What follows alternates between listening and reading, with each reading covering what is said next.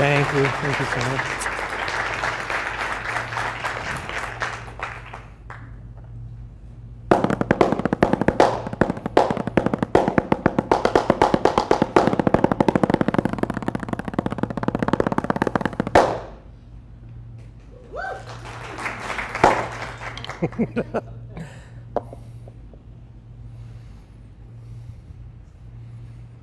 Let's go back in time for a moment. Let's go back to 1977. Are you with me? Yeah. That was an amazing year for me, because that was the year I auditioned for the Lebanon High School drumline in Lebanon, Pennsylvania. Now, I had worked hard all winter long and for years before that. I had put in well over the 10,000 hours that Anders Ericsson says it takes to master something, which was made famous by Malcolm Gladwell. I had to dedicate 3 to 5 days a week in my life for the next 4 years. So when I auditioned in 1977, it was a little bit scary, because my high school, the year before, we had won national finals. So guess what happened? I beat out 2 upperclassmen to become the first freshman to ever make snare at my high school. Yes.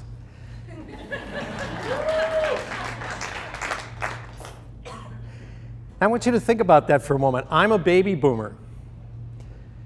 I had to work thousands and thousands of hours, bloody calluses in every weather condition possible, just to master this instrument and to become really, really good at it. So let's fast forward more than 30 years later. My nephew is sitting in our living room at a plastic drum set, playing on a video game called Rock Band.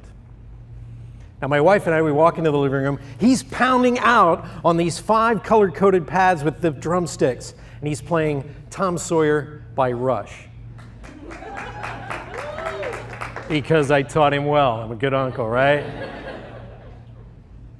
So I look at Sebastian. I say, Sebastian, shut off the game. We got to go.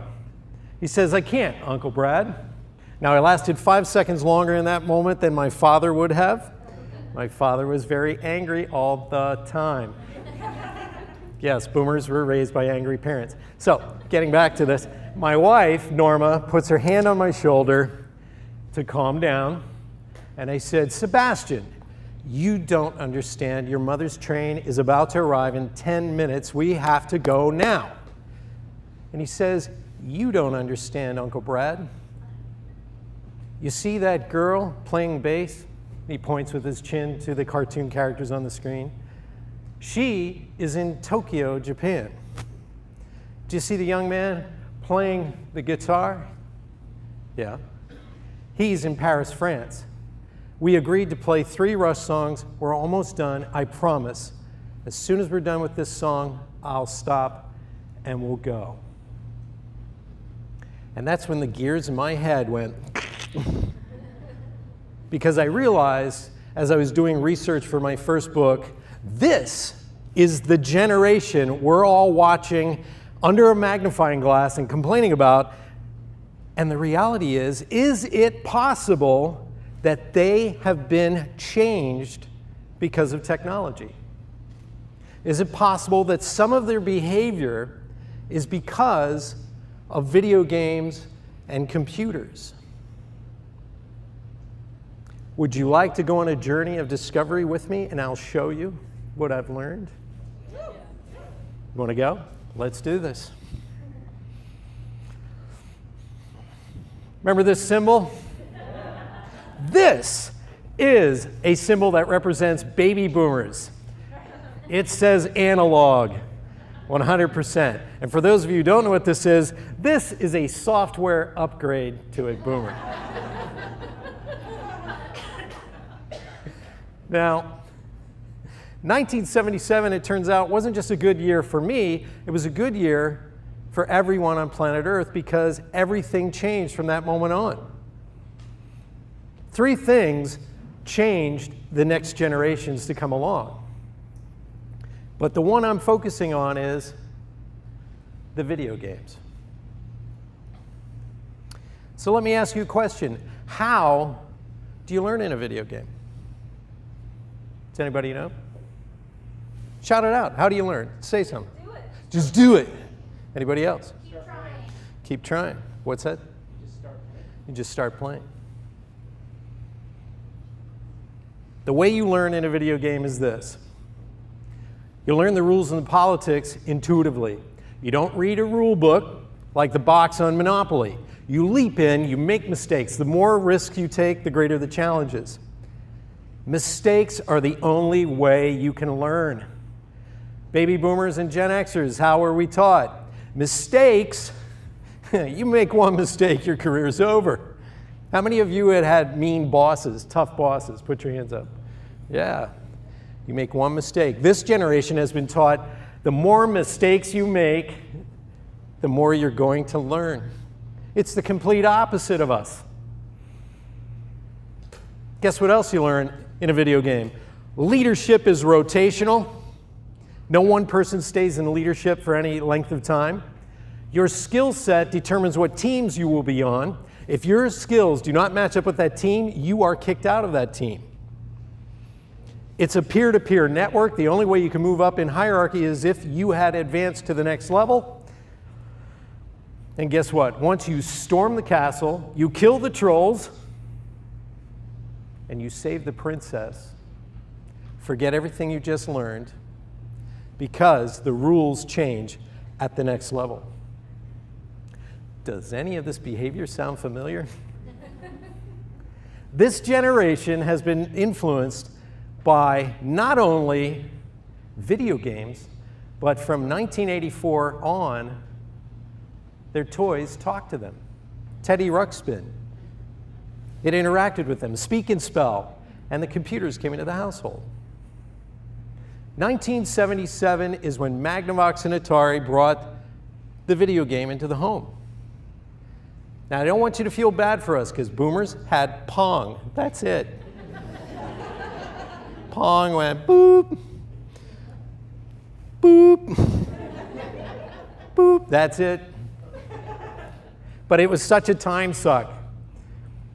You lost track of what you were doing just by getting involved, just by being in the game, learning to play it. But in 1984, something amazing happened. Nintendo and Sega and eventually Sony introduced much more robust gaming into the home. And from that moment on, you had multi-level, multiplayer games with challenges that took 3 years to master.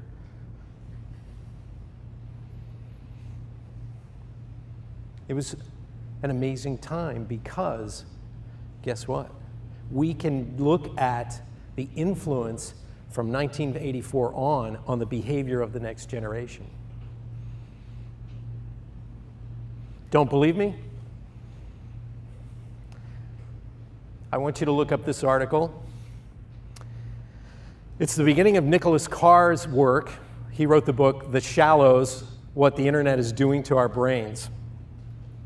And this was the very beginning of it. Is Google making us stupid? It's in Atlantic Monthly, July and August of 2008.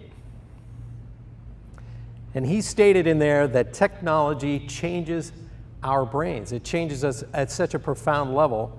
He actually interviewed sociologist Daniel Bell, and he said, whenever we begin to use intellectual technologies such as computers, machines that extend our mental rather than our physical capacities, guess what happens? We inevitably begin to take on the qualities of those technologies.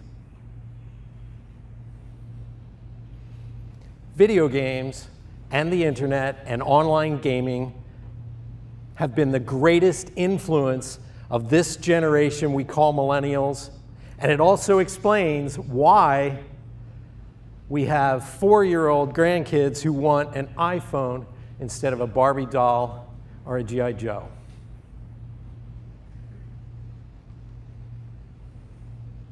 That's the time period. Has anybody just had their mind blown? Raise your hand. Okay.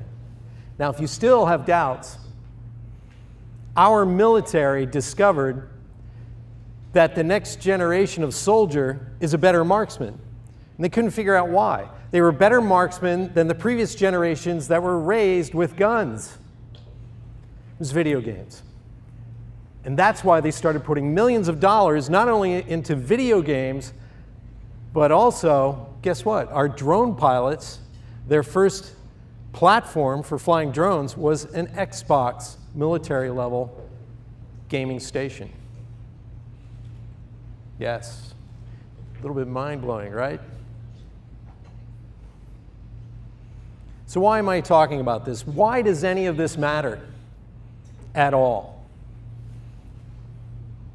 How long are we going to resist this next generation and the technology they bring and the capacities and capabilities that they have innately? If you go into our classrooms from kindergarten to 12th grade, and I'm not saying all classes are like this, but we are still utilizing only 2 to 3 learning styles. We're still using technology from 400 years ago. We're applying it to 21st century minds. A young man who's friends with my nephew Sebastian came to the house, and Sebastian has grown up and he's moved out, but he comes to visit once in a while. And Michael visited us as well. And I said, Michael, how's college going? He goes, it's a little frustrating, Uncle Brad. I said, why is that? He said, my teacher is trying to teach me computer science. He's 70. I've been putting together and taking apart computers since I was 4 years old. And he's trying to explain a megabyte to me. We now, for the first time in history, we may have students who are a little bit smarter than the professor on a chosen subject. My mission is from kindergarten to 12th grade, into colleges, in the talent and development sector, all the way to the boardroom. My mission is to help us get into the 21st century. I am passionate about this. I've spent over 20 years researching this since the dot-com era, when I had that first wave of employees that were called digital natives, gamers, whatever you want to call them. They were telling me off in my own company.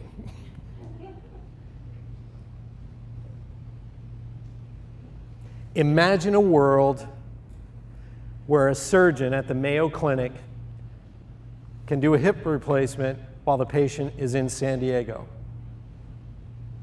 Imagine a world where a drone pilot can operate a robot and it can go into the heart of a volcano while that drone pilot is hundreds of miles away, safely in a bunker. Imagine a world where young adults with autism can communicate with an iPad, or they can use video and multiple choice responses to learn how to interact and operate and communicate in this world. Imagine a world where gamers help solve problems with the AIDS virus that scientists have been trying for over a decade to solve. Everything I just said is happening right now. And why isn't it mainstream? Who's resisting? Join me. Join me in bringing the latest technology from the classroom to the boardroom to talent and development and HR programs in this world. Thank you.